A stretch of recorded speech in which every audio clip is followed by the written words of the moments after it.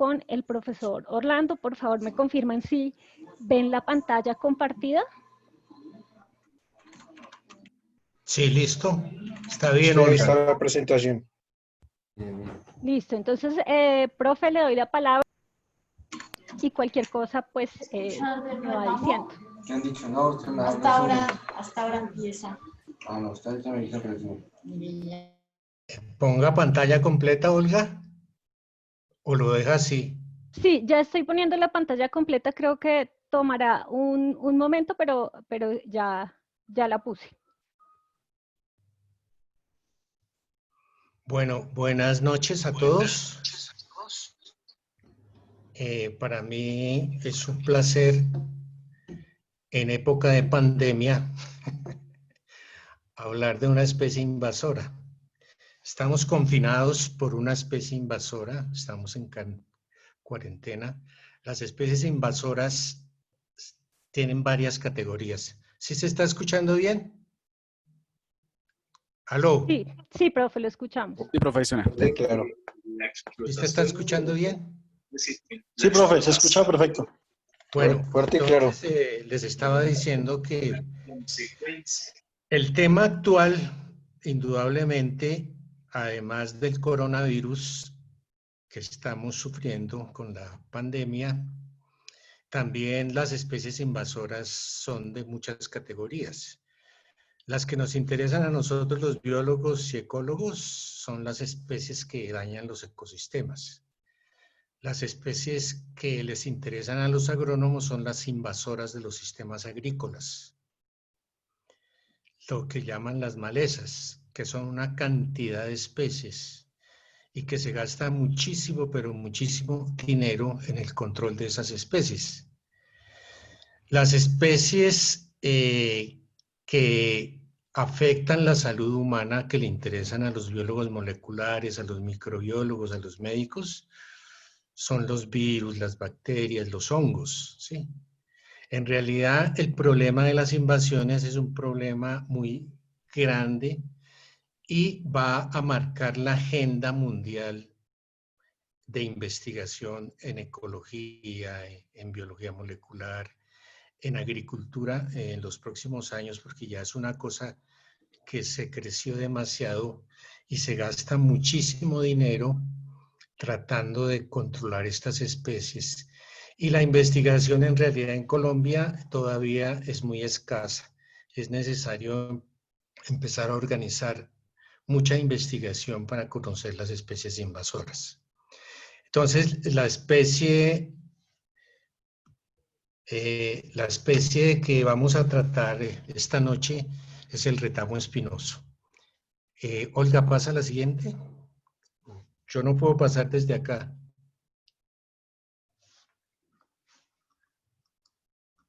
No, me toca a mí, lo que pasa es que se pone un poco lenta la presentación, pero ya.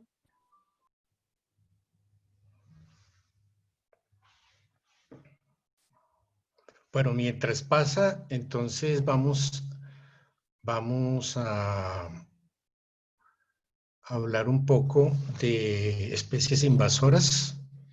Una especie invasora es una especie introducida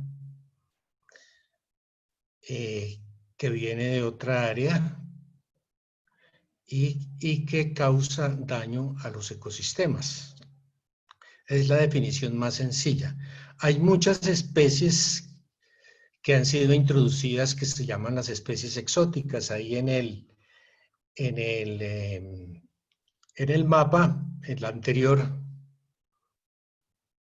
en el mapa, se pasó en este mapa, las áreas que están en rojo son las áreas que tienen más especies exóticas. Este es un mapa que se produjo en 2015 y en el cual se muestra cuáles son las áreas donde hay más introducción de especies exóticas.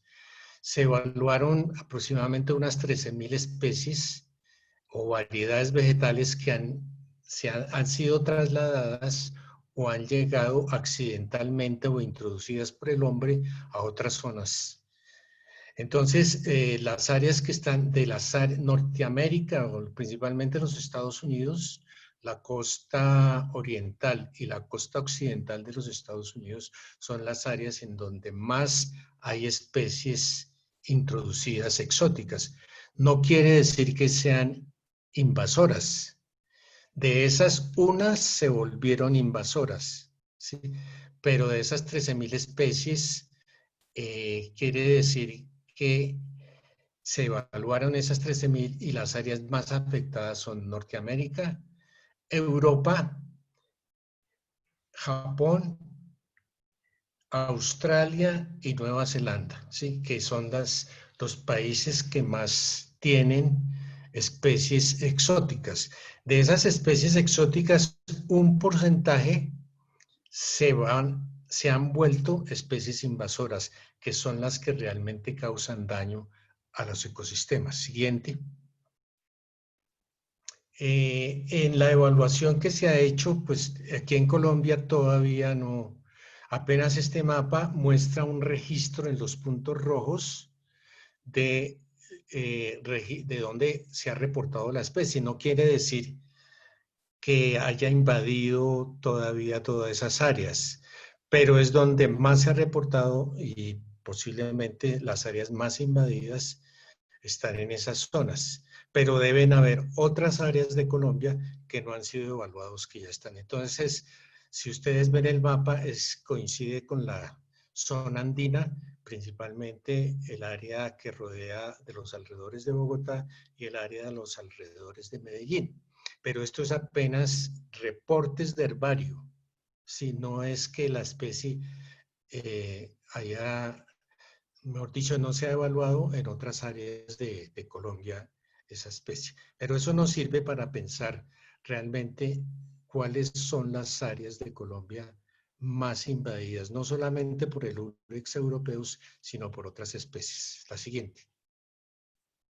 En este mapa que sacó en una publicación del Instituto Humboldt, ya es la invasión. Lo que está en rojo son los países en donde ya ha sido introducido el Ulex europeus, ¿sí? En realidad, aquí hay 3 colores: rojo, amarillo y verde, ¿sí? Posiblemente hay un error acá porque el verde aparece como el área nativa y el área nativa no es propiamente de esas zonas de Europa Central, sino de la costa occidental de Europa. Habría que mirar cómo se generó este mapa, pero en la mayoría de información y de publicaciones el origen es de la costa atlántica hacia Europa, principalmente de la costa de Portugal, España y Francia. Siguiente.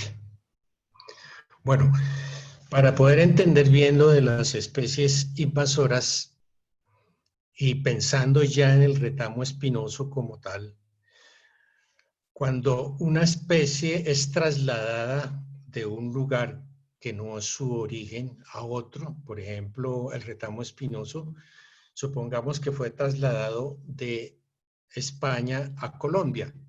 Entonces tuvo que pasar una barrera y tuvo que ser transportado. Lógicamente, tuvo que llegar en avión, ¿sí?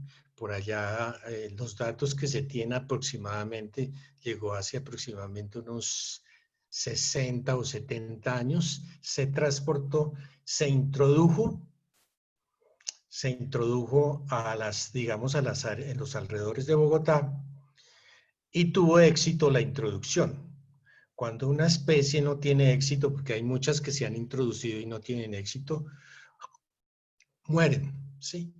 Entonces, la especie que es introducida pasa a otra barrera y se establece.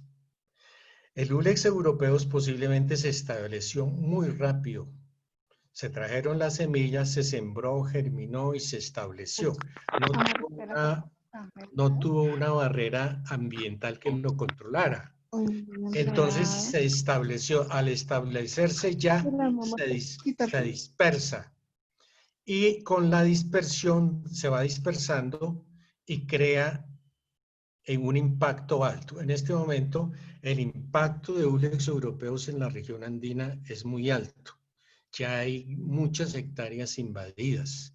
Entonces es una especie que pasó varias barreras muy rápido y se pudo adaptar. Eso quiere decir que muchas especies al introducirse, lo primero que hacen es naturalizarse. Muchas de las especies de los jardines están naturalizadas, pero de las naturalizadas, algunas de esas especies se vuelven problemáticas, es decir, se vuelven invasoras y causan daño. El Ulex europeus es una de las 100 peores especies de las especies de plantas invasoras del mundo. O sea, estamos ante un problema grave, porque el impacto de las especies invasoras, como vamos a ver ahorita, es que acaban las especies nativas porque compiten y las desplazan de sus hábitats y causan otros daños. Daños al suelo, posiblemente también a la salud humana en el futuro, y dañan los suelos para la ganadería y para la agricultura, ocupan esas áreas. Entonces es un problema de difícil solución si no se tienen grupos de investigación y gente que esté tratando de trabajar el problema. La siguiente. Bueno, entonces aquí en este esquema se ve, hay un concepto cuando uno trabaja especies invasoras que se llama la presión de propágulos. La presión de propágulos es la cantidad de la planta que ya está en el ambiente. Por ejemplo, en este momento nosotros podríamos decir que la presión de propágulos en los alrededores de Bogotá es muy alta, de Ulex europeo. O sea que al ser tan alta esa presión de propágulos, hay mucha probabilidad de que colonicen diferentes hábitats. Entonces, tenemos acá que cuando la presión de propágulos es alta, porque ha habido muchas introducciones en diferentes zonas. Por ejemplo, en los alrededores de Bogotá, una de las áreas más invadidas es la zona de Usme, otra la zona de Huasca, otra la zona de Cogua, otra la zona de Zipaquirá. Y entonces eso ya quiere decir que ya hay una altísima presión de propágulos en el ambiente. Cuando la presión de propágulos es alta, hay un establecimiento rápido, hay una dispersión muy rápida y hay un efecto ecológico grave. Entonces, por eso la podemos catalogar como especie invasora. Cuando está iniciando, ahí es donde se erradica. Pero una vez establecida y se dispersa, ya es muy difícil, toca controlarla. En el caso, por ejemplo, del coronavirus, que es un microorganismo, un virus invasor, la erradicación ya era imposible porque ya se había dispersado. El único país que habló de erradicación es Nueva Zelanda y de pronto otra isla como Taiwán. En Nueva Zelanda sí dijeron hemos erradicado el coronavirus porque ellos controlaron a tiempo la entrada y ellos hablaron de erradicación. Nosotros ya no podemos hablar de erradicación porque ya el coronavirus está en muchas partes, ha viajado por todo el mundo, llegó a Colombia y se dispersó rápido. Y entonces lo que se habla es de control. ¿Sí? Ustedes han visto las noticias que se habla de control y mitigación. Una vez entra una especie invasora, entonces lo que ocurre es que ya no se puede erradicar y lo que hay es que controlar. En el caso del Ulex europeus, ¿quién va a erradicar el Ulex europeus? Si ya está y ha invadido muchísimas áreas.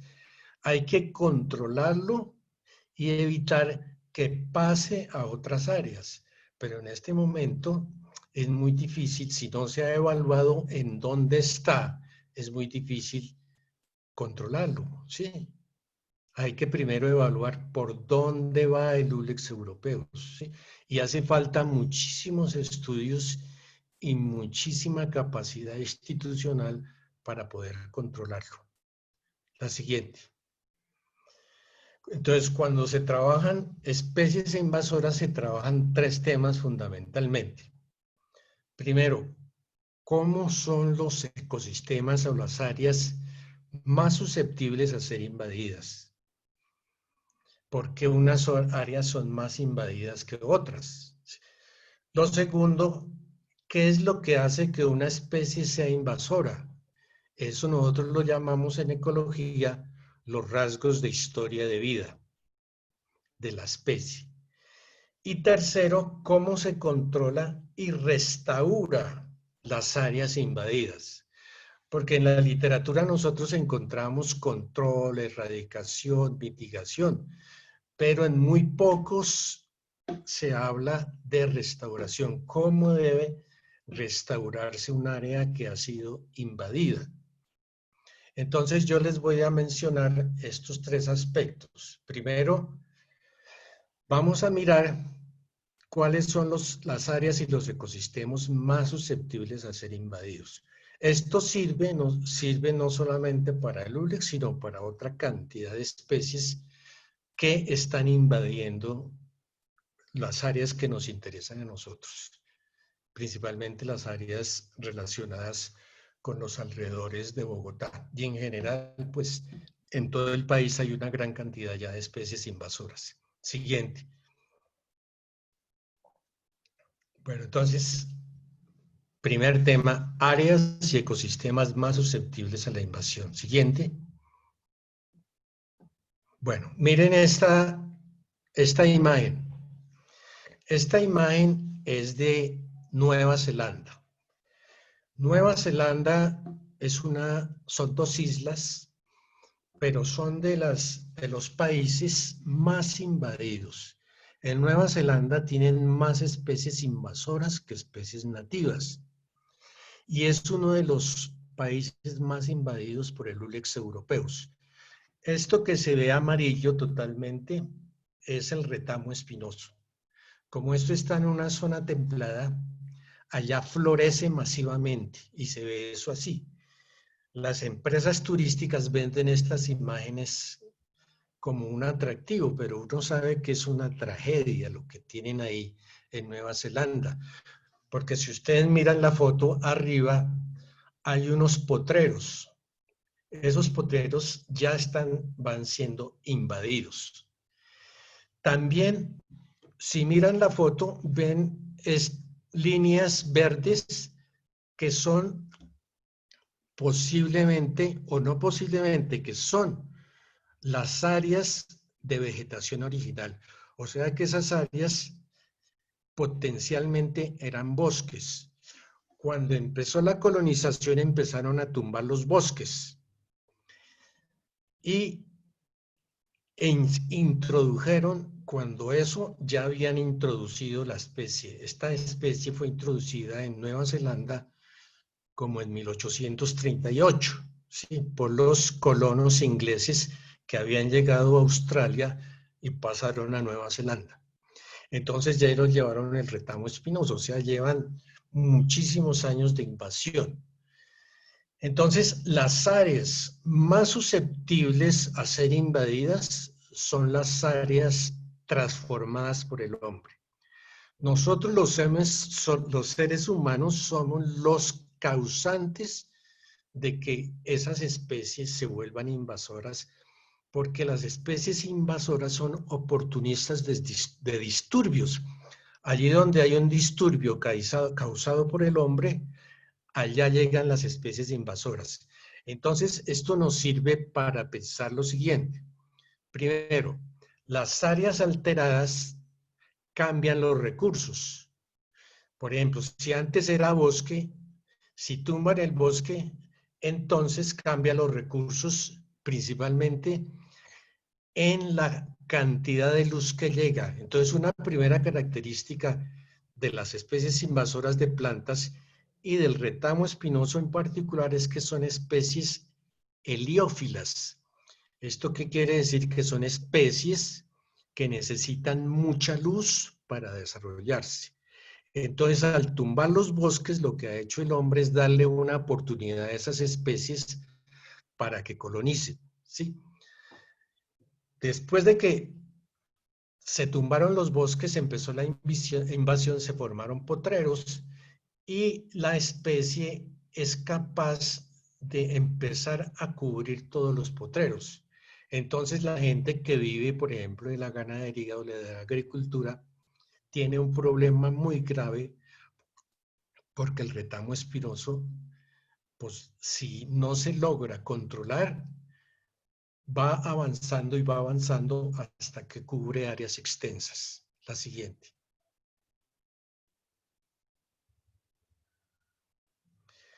Aquí en la zona andina de Colombia, esto es en la zona de Usme, donde nosotros trabajamos el problema de la invasión del retamo espinoso. Esto es en los alrededores, esto es otro ambiente susceptible a ser invadido, ambientes ya muy transformados, como les mencioné, con potreros y cerca a cuerpos de agua. Son ideales también para ser invadidos. Pero lo que hace que la especie invada más es toda la transformación de los paisajes. Entonces, el paisaje tiene mucha oferta de sitios para ser invadidos. Esa oferta de tantos sitios para ser invadidos, por ejemplo, bordes de ríos, bordes de lagunas, potreros, áreas fragmentadas, esa oferta de tantos sitios en ecología de invasiones se llama el crédito de invasión. El crédito de invasión no es más que la oferta de sitios para que invadan muchas especies, ¿sí? Entonces, lo que tenemos nosotros actualmente con toda la transformación que hemos hecho de la naturaleza es una gran cantidad de sitios potencialmente para ser invadidos. Siguiente. Aquí en estas fotos son en Huasca, tomadas por dron. Se ve que hay unos caminos, en la imagen 1 hay unos caminos y la invasión se inicia a través de los caminos. ¿Cómo llegan esas especies, las semillas ahí? Posiblemente llegan por la actividad humana. Llegan también en las fincas porque los campesinos llevan esta planta y la siembran en las cercas para cerca viva porque les sirve en vez de alambre de púa. Y entonces el hombre va a transformar, por eso es una especie asociada a humanos. Vamos a ver esa característica después. Y entonces la especie va moviéndose por los caminos. Si ustedes van a muchas partes, entre la cerca y las carreteras hay un espacio que no hay actividad. Y son los sitios más susceptibles a ser invadidos por las especies invasoras. El Ulex europeo hace eso. Ustedes van por muchos sitios y ven que por la carretera va subiendo o va bajando el Ulex, ¿sí? O también va saltando de las cercas vivas hacia el lado de la carretera. Entonces, esa es una forma como se mueven las especies invasoras y es parte de la transformación que hace el hombre.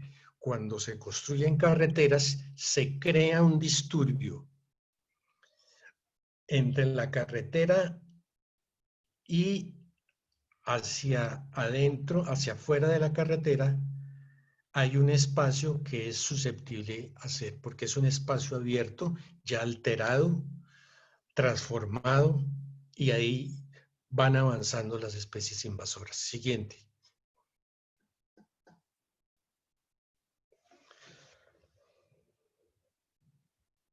Bueno, este es el caso cuando las especies invasoras fueron también traídas para recuperar áreas degradadas, porque el retamo puede crecer en suelos muy malos. El retamo tiene una característica que es fija. Como es una leguminosa, es fijador de nitrógeno.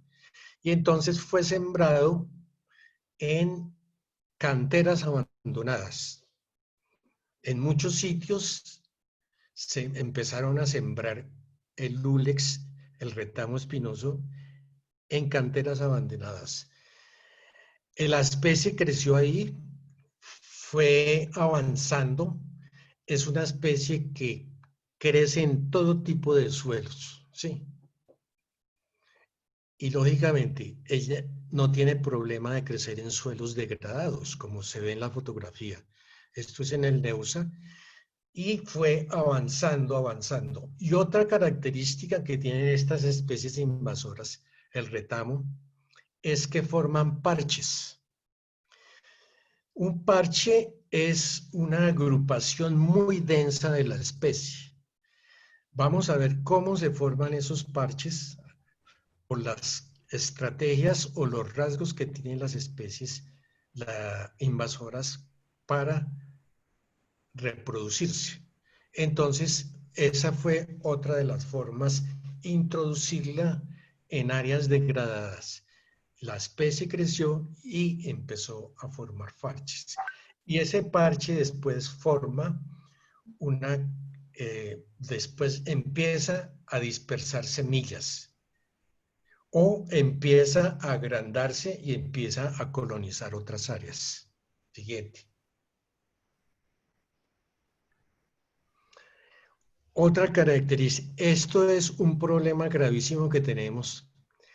Resulta que uno de los ecosistemas o los ecosistemas más susceptibles a ser invadidos son como ya dijimos, son los ecosistemas abiertos. Porque las especies invasoras y el retamo espinoso son heliófilos, es decir, tienen que crecer en áreas abiertas donde haya mucha luz. Los páramos no tienen árboles, o tenían algunos arbolitos en otros sectores como el Colorado, el Polilepis, pero es un ambiente ideal para ser invadido por el retamo espinoso, porque es un ecosistema abierto. Entonces, de las áreas más susceptibles a ser invadidas son los ecosistemas abiertos. Por ejemplo, los páramos, los humedales, los bordes de los humedales.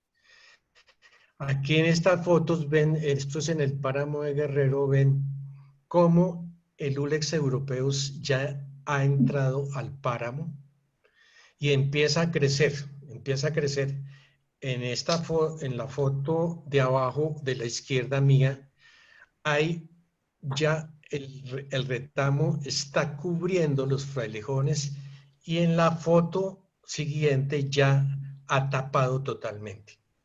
O sea que de los ecosistemas más amenazados por el retamo espinoso están los páramos. O sea, es un problema grave. Siguiente.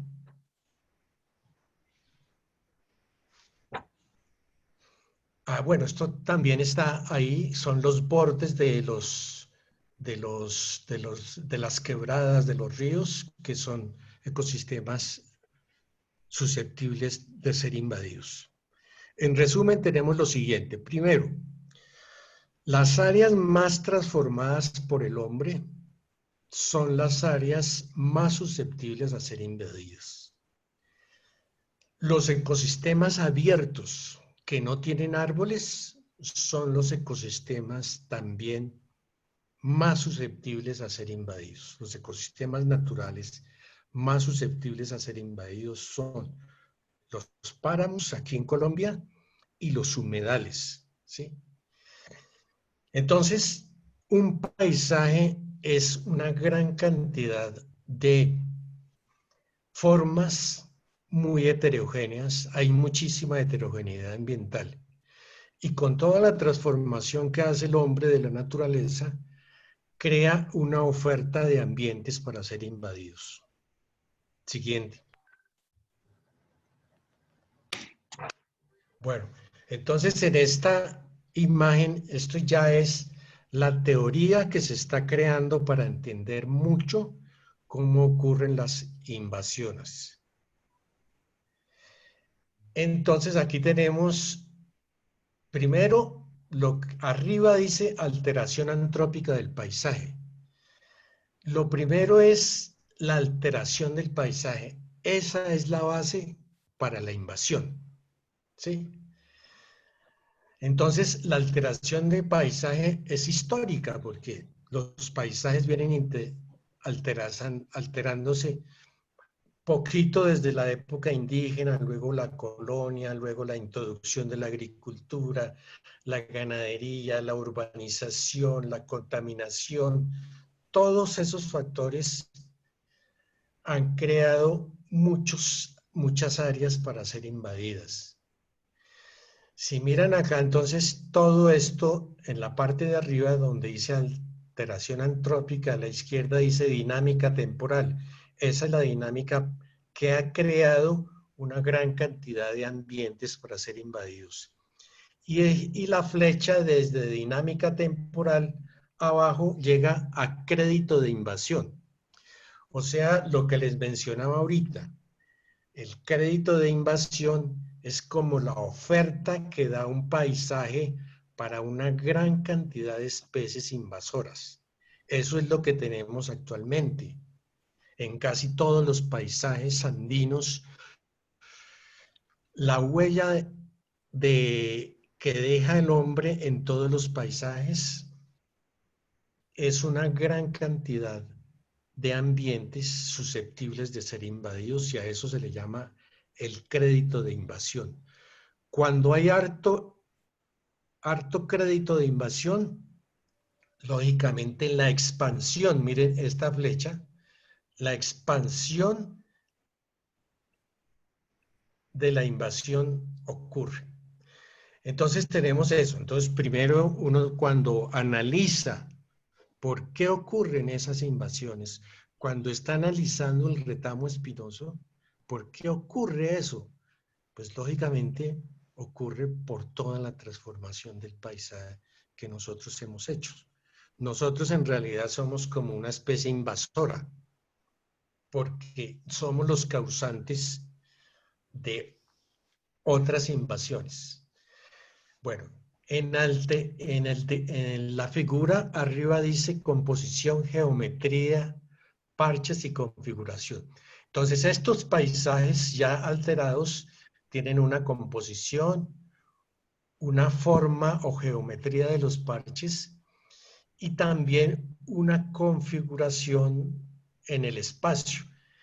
Entonces, si nosotros vamos a composición, vemos acá es una flecha que dice presión de propágulos.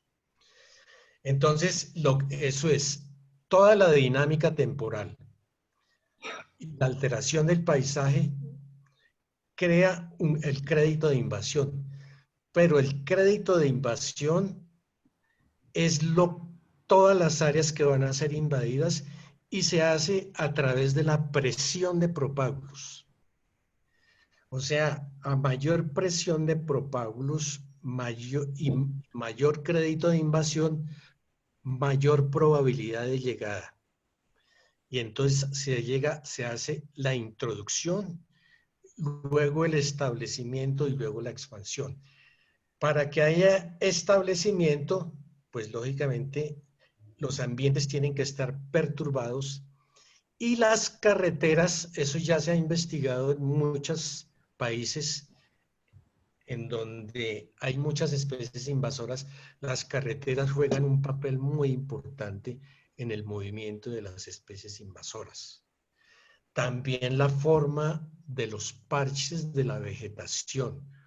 Por ejemplo, si hay un bosque y ese bosque tiene un borde, en ese borde es un ambiente ideal para que lleguen especies invasoras porque tienen un clima también propicio en suelo y en luz para que colonizan esas áreas.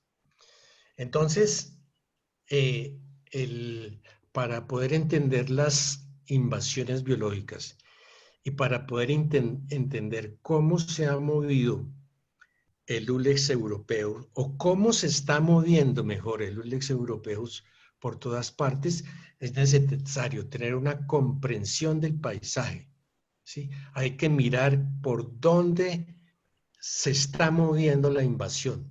Hay que evaluar en dónde están los parches del retamo. Hay que evaluar si son parches grandes, parches pequeños. Hay que evaluar por las carreteras cómo va, cómo se ha movido. Y hay que evaluar si en las fincas lo han introducido como cerca viva. Eso es tal vez lo primero que hay que hacer para entender cómo se está configurando el paisaje. Ya hay muchos paisajes muy transformados, ya ni siquiera hay parches de vegetación nativa. Y esos son los ambientes que posiblemente son más susceptibles a ser invadidos. Siguiente. Entonces ahora vamos a hablar de los rasgos. Ya vimos las áreas que son susceptibles a ser invadidas. Porque hay que tener cuidado. Hay que tener cuidado con los páramos, hay que tener cuidado con los humedales, hay que tener cuidado también con las fincas de los campesinos, porque eso se vuelve un problema y ellos tienen que gastar dinero controlando esta especie. Entonces vamos a hablar de los rasgos de historia de vida de las especies, del retamo espinoso. Siguiente. Bueno, los rasgos principales. El retamo espinoso tiene muchos rasgos. Una cosa importante, primero, es saber de dónde es originario, en qué ecosistema se originó. Aquí en el mapa se ve España, Portugal, Francia, Inglaterra, ¿sí? Lo que dice más o menos la literatura es que se originó básicamente el retamo espinoso. Hay otras especies de retamo. Se originó entre Portugal, España y Francia. Posiblemente fue moviéndose por la costa de Francia, que posiblemente llegó a Inglaterra, a las Islas Británicas. Pero ¿por qué es importante saber eso? Porque el retamo espinoso evolucionó con unas características en un ecosistema. Esos ecosistemas son los ecosistemas tipo mediterráneo. Y esos ecosistemas tienen una característica muy especial, son ecosistemas estacionales. ¿Qué quiere decir estacional? Quiere decir que tiene dos épocas muy contrastantes, época de lluvia y época seca. Y la época seca es amplia, es decir, puede pasar 3 o 4 meses sin que llueva. Aquí, cuando un ecosistema tiene más de 2 meses o 3 meses para que llueva, se incendia, se quema solo. Antes de la aparición de los seres humanos, nosotros hemos cambiado los regímenes de fuego de casi todos los ecosistemas.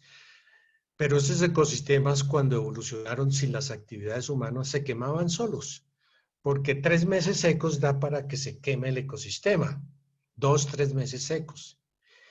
Nosotros aquí en Colombia tenemos un ecosistema estacional que se quema, que son las sabanas de la Orinoquía. Allá las especies tienen adaptaciones al fuego, porque el fuego evolucionó con el ecosistema. Los ecosistemas tipo mediterráneo también evolucionaron con fuego. Y el Ulex europeus se adaptó a eso. Entonces, Las características de ese ecosistema son ecosistemas en donde la temperatura puede subir arriba de 40 grados. Ecosistemas en donde la temperatura puede bajar en el invierno cercana a los 0 o bajo 0. Ecosistemas que se queman en el verano. En esas condiciones, esa planta adquirió sus rasgos de historia de vida. ¿Sí? Se adaptó a esas condiciones en millones de años de evolución. Las plantas que nosotros vemos llevan millones de años de evolución. Entonces, cuando se traslada una planta con esas características a otro ecosistema, ella trae sus rasgos. Y esos rasgos son los que los hacen exitosos. Hay algunas especies, como les decía, que no se naturalizan, pero hay unas que vienen tan bien adaptadas que llegan y se naturalizan al momento y se vuelven invasoras. La característica más importante de esta especie del Ulex es un arbusto perenne, o sea, es un arbusto que está siempre produciendo hojas, ¿sí? Es de ciclo largo.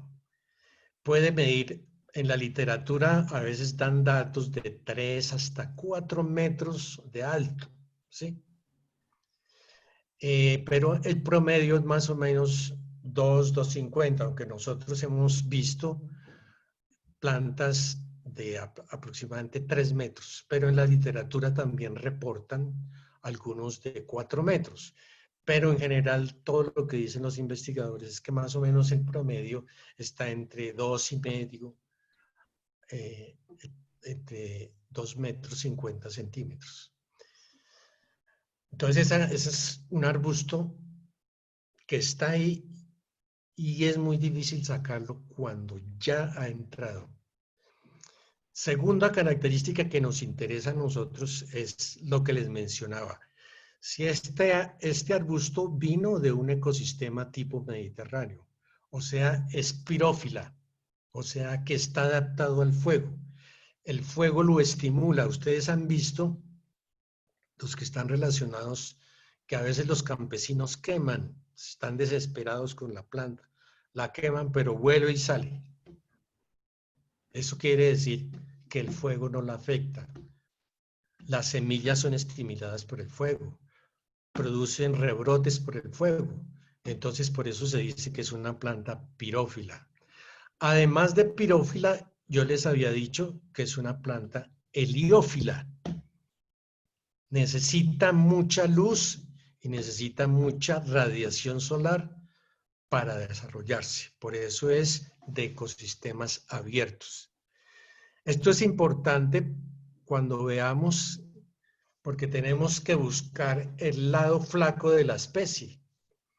Si es heliófila y se le pone sombra, pues lógicamente la afecta. Ella no va a entrar a crecer debajo de un bosque. Puede crecer en el borde donde le llega luz, pero no adentro del bosque. ¿Sí?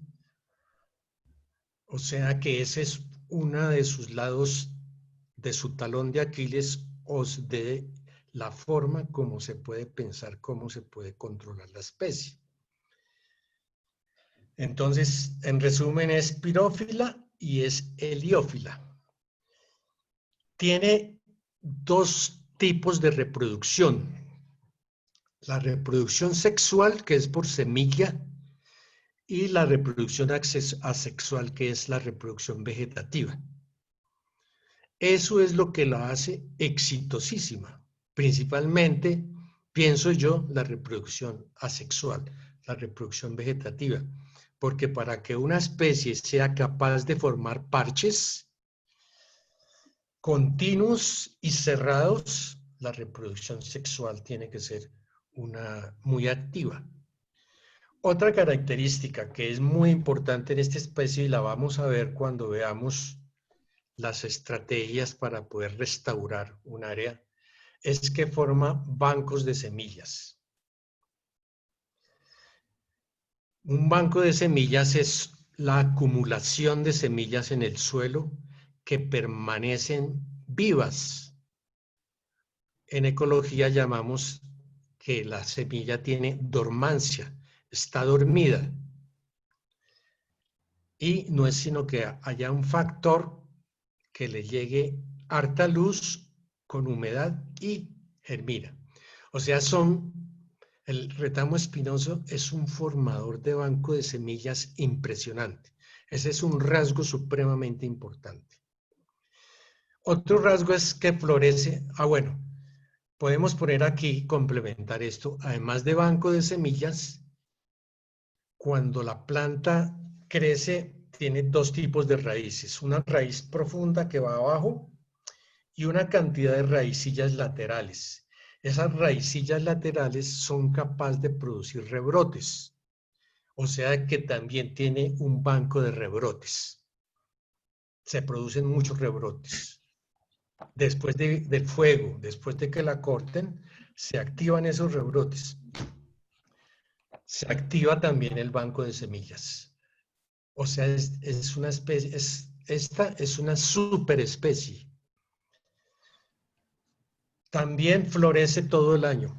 En sus hábitats, en la zona templada, tiene un pico de floración, pero también puede producir flores durante todo el año, en algunos meses, no en todos. Cuando viene al trópico, en donde no hay,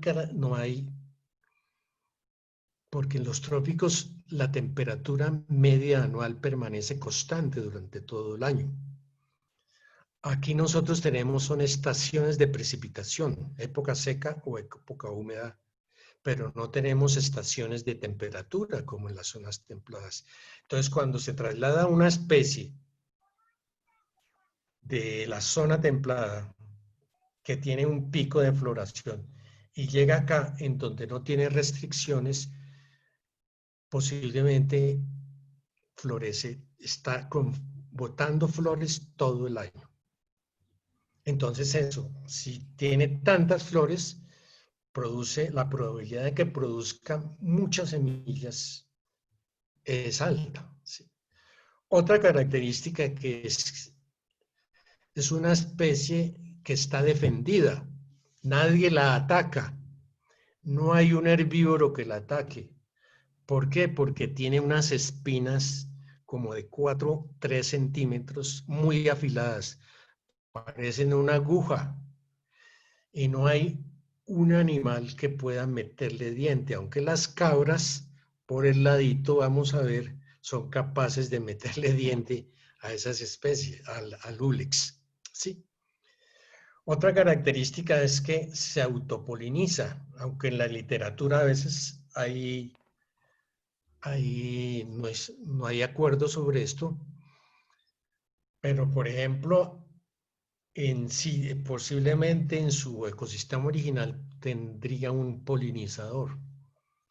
Cuando llego acá, no tiene polinizador, pero ¿por qué se reproduce tanto? Porque se autopoliniza. ¿Por qué produce tantas semillas? Porque se autopoliniza.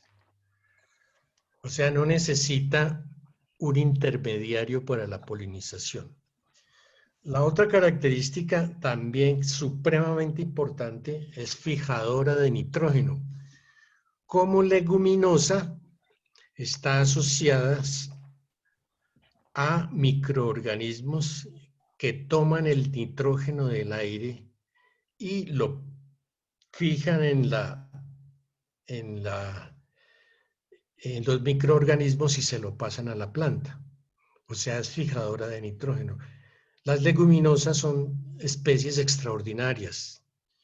Gracias a las leguminosas, pues, se mejoran los suelos, etc. Pero hay muchas especies leguminosas que se vuelven invasoras. Y esta característica de ser fijadora de nitrógeno les ayuda porque, como habíamos dicho, puede establecerse en suelos muy pobres en nutrientes y puede vivir muy bien ahí en esos suelos. Y otra característica, por última, hay otras características, pero solamente vamos a ver estas, que es que está asociada a humanos. Nosotros los humanos somos los dispersores de las semillas y llevamos las plantas también aunque ya eso ya se ha legislado sobre eso para que no sigan vendiendo en los invernaderos plantas de retamo, ni de retamo espinoso, ni de retalo, ni de retamo líceo. Entonces, nosotros los seres humanos con nuestras actividades, por ejemplo, ¿cómo llega una semilla al borde de una carretera? Posiblemente el barro que transportan las llantas de los carros va botando semillas. De pronto, hasta también en el barro que nosotros llevamos en los zapatos, ¿sí? Porque esta planta, las semillas son pesaditas, no son dispersadas por el viento. Se han hecho estudios y la semilla, cuando se dispersa, se abre la vaina, se dispersa, alcanza aproximadamente entre 6 y 8 metros no más. ¿Sí? Hay especies invasoras que se las lleva el viento y esas son las más bravas de todas. Pero tienen otros rasgos que también tienen su debilidad y uno las puede combatir. Pero el retamo es una especie supremamente complicada y difícil de controlar. Siguiente.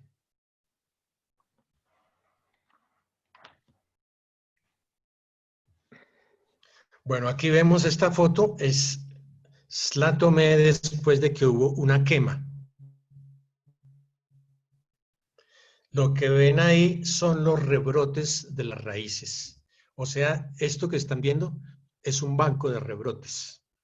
El disturbio por el fuego lo que hace es activar el banco de rebrotes. Siguiente.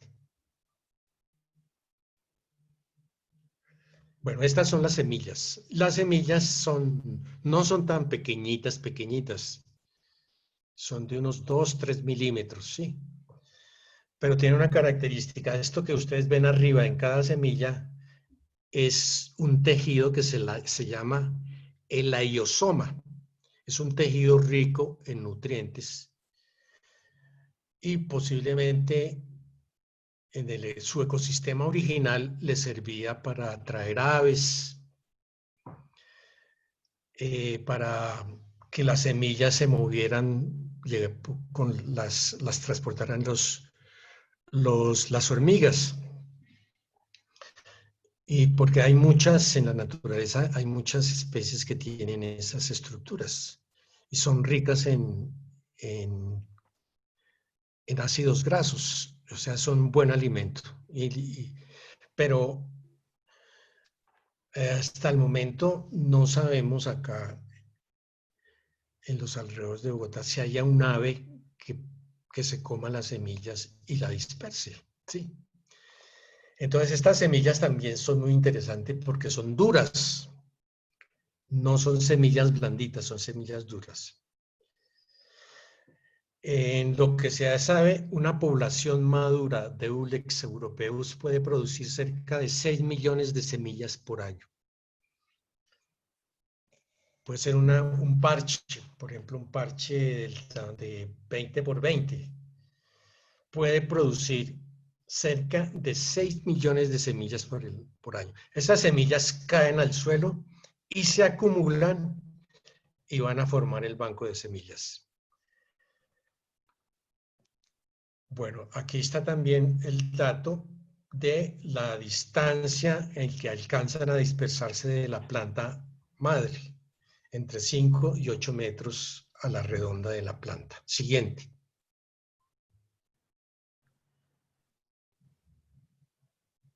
Bueno, aquí están las plántulas. Ahí lo que están observando son las plántulas. Hay unas que ya tienen solamente los cotiledones, que son las hojitas verdes redonditas, y otras ya están echando las primeras hojitas que tienen 3 lóbulos, ¿sí?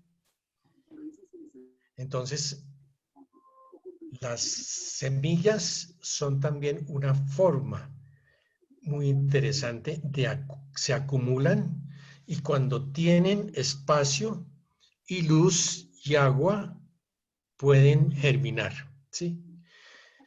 Este dato es supremamente interesante. El total de semillas medidas en los primeros 30 centímetros bajo la planta oscilaron entre 133 a 20.742 semillas por metro cuadrado. Imagínense, sería bueno hacer estudios acá, aunque nosotros hemos hecho algo parecido, pero no nos hemos concentrado exclusivamente en medir la cantidad de semillas en diferentes sitios. La naturaleza es muy heterogénea y los suelos son muy heterogéneos, entonces allí donde se van a acumular más semillas son sitios especiales. Hay sitios que van de 133 en este estudio hasta 20.742 semillas. Y el dato que da este investigador es que hay un promedio de 5.443 semillas. Y ese 90% de estas semillas están en los primeros 6 centímetros bajo la planta. O sea que están muy cerquita al suelo. O sea, cuando hay un fuego, pues las especies, las semillas que están más cerquita al suelo, germinan. Cuando se mueve el suelo, por alguna actividad que alcance los 6 centímetros, ahí también va a haber semillas. Y posiblemente haya mucho más semillas, porque el dato que se da de la viabilidad de las semillas permanecen dormidas en el suelo, o sea, latentes, por 30 años. Aunque en la literatura había leído un dato que algunas pueden alcanzar los 100 años. O sea que cuando uno mueve el suelo, se expresan algunas semillas. Si mueve solamente los 5 centímetros, se expresan, pero si mueve a 10 centímetros, se expresan otras. Y como tienen información genética diferente, hay algunas que se expresan y otras que no se expresan. Siguiente. Esto que ven ahí son plántulas. Son plántulas después de que, este es en un trabajo que hicimos cerca del embalse de Chisacá, se cortó la vegetación, ¿sí? Llegó la luz a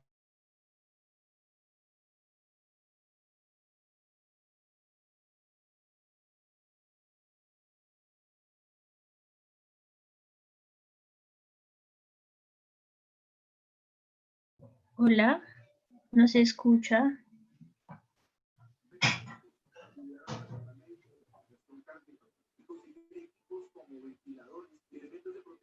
Un segundo, creo que puede ser un problema del profesor. Un momento, por favor.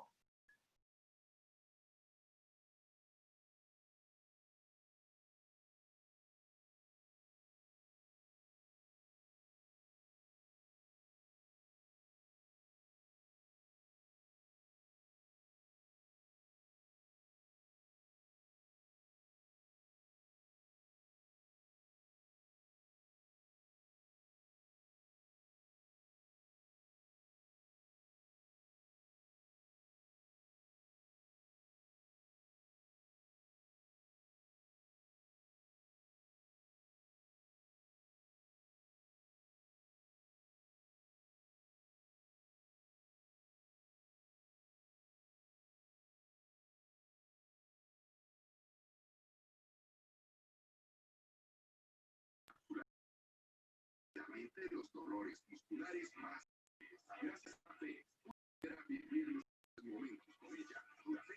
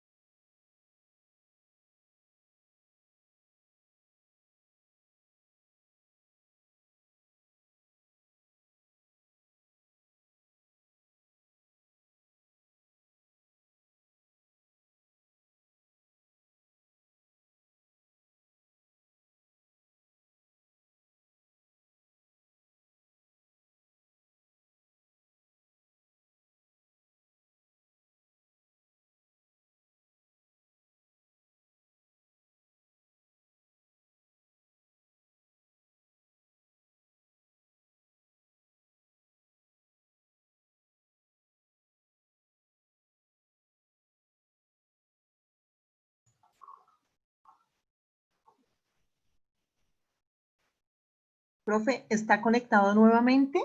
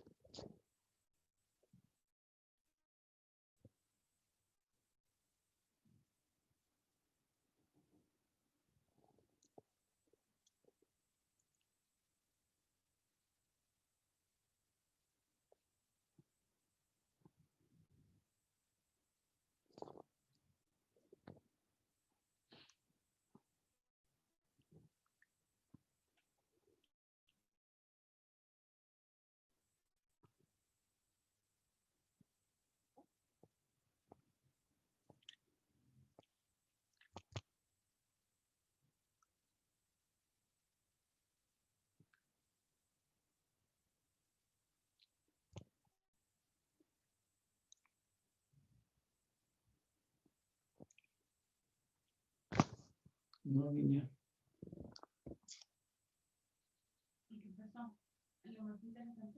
Sí.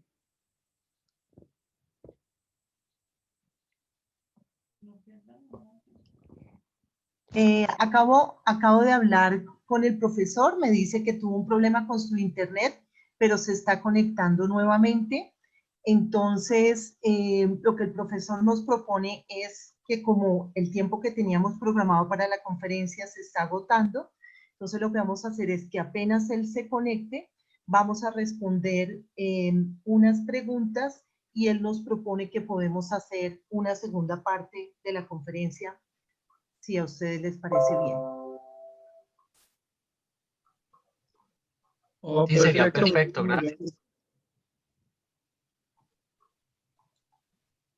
Perfecto, entonces vamos a esperar un momento que el profesor se conecte y Olga, tú nos ayudas a organizarle las preguntas al profe para que logremos hacerlo de manera muy eficiente. Vamos a tener unos, no sé, 7 minutos más o menos para contestar preguntas.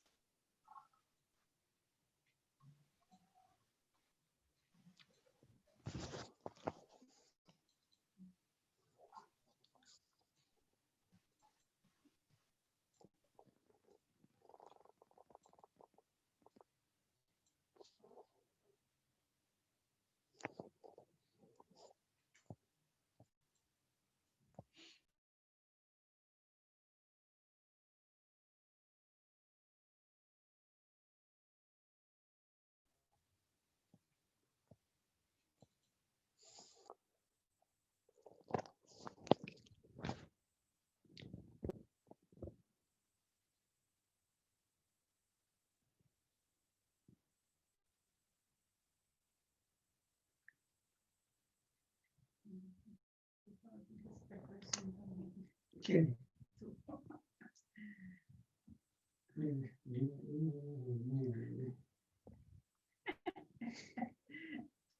Ya estás mirando las tablas.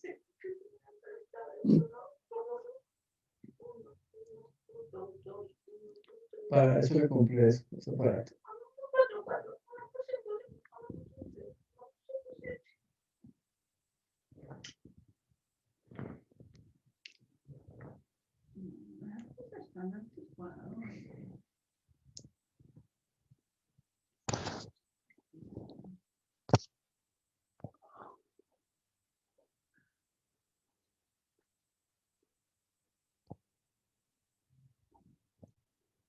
Se llama Alex Europeas. ¿Alex o Ules? Ules. Ules europeas.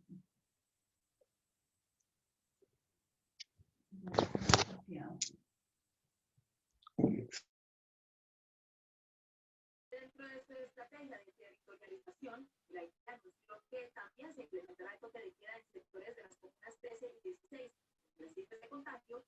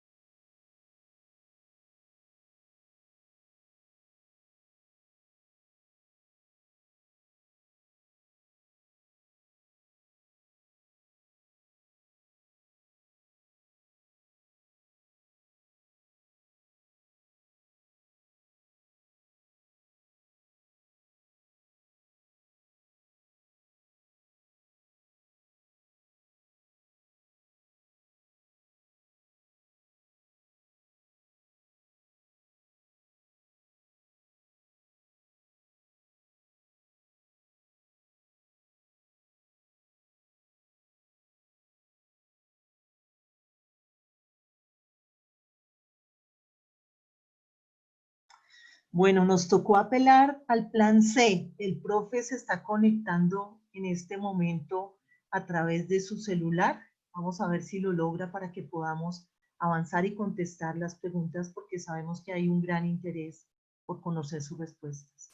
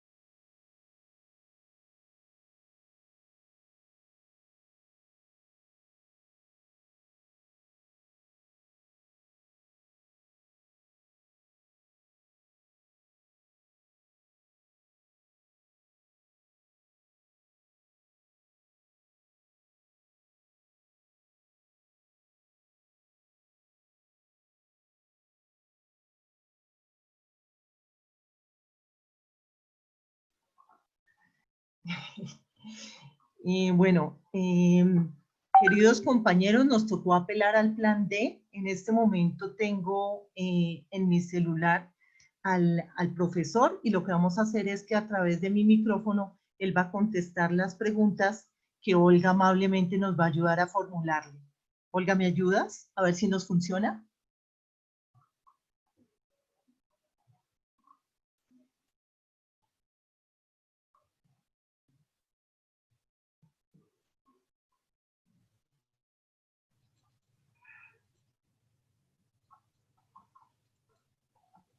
Olga.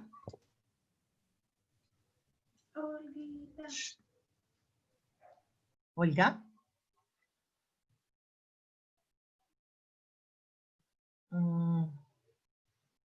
Bueno, creo que Olga también se nos fue, entonces voy a intentar yo hacerlo en algún orden. Bueno, profe, hay una cantidad de comentarios respecto a lo interesante de la charla. Bueno, Olga, ya. Olga.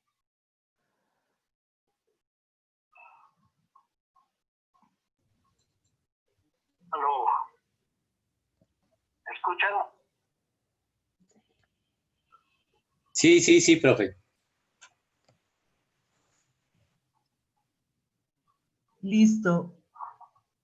Voy a intentar leer las últimas preguntas. Mónica Acosta pregunta, profe, ¿qué estrategias según su experiencia han sido las mejores para el control del retamo? Bueno, lo que pasa es que como hay tantos escenarios para el control, pero eso era la segunda parte de la charla. Se nos acabó el tiempo muy rápido. ¿Qué podemos hacerla otro día, profe? No hay problema. Pues sí, mejor continuarla en otro día. Claro que sí. Sí. Entonces, Pero entonces, ¿cómo hacemos? Mejor terminemos. Sí, podemos contestar algunas preguntas que no correspondan entonces a la segunda parte de la charla, si le parece, y programamos una segunda con las estrategias de control. Eso, sí. Perfecto. Entonces, otra pregunta podría ser...